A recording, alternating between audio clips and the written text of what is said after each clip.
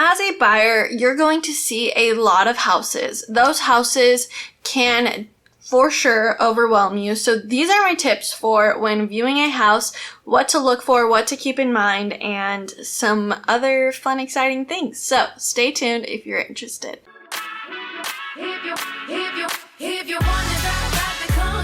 Hello, it's Kasie Gray, your homegirl broker associate here in Ukiah, and today helping you make sure when you're viewing those houses that you're paying attention to the right things and understand what to look for when viewing houses. So let's get started, but first make sure to subscribe, hit that bell, and now we'll get started.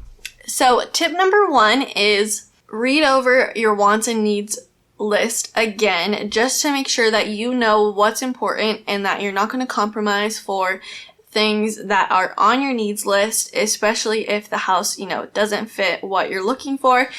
But it's important to have those things fresh on your mind. When you're in the house, take some photos, take a video if you need to remember what it looks like in real life. If the listing agent hired the right photographer, the house will look immaculate in person, in photos, but might be a little bit different in person. So just keep that in mind.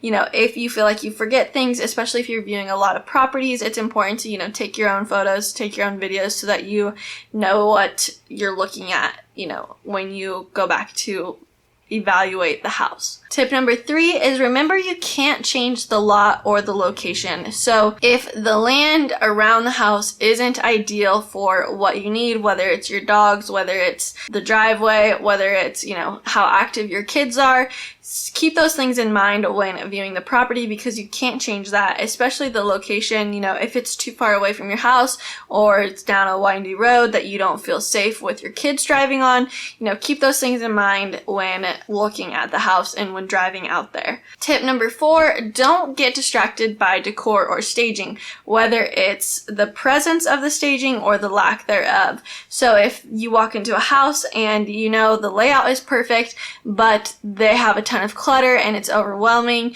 and whatever it might be, just keep that in mind. Also too, if it's staged to the nines, it's not going to look like that when you live there, so just keep that in mind that you're not moving into a hotel, you're moving into a house with the same furniture that you have now. Hopefully you'll get some new pieces to tie it all together, but it's not going to come with all that stuff if it's not in the offer then. So just keep that in mind. And number 5, make sure to take your time. It's a great first impression. Do a second walkthrough.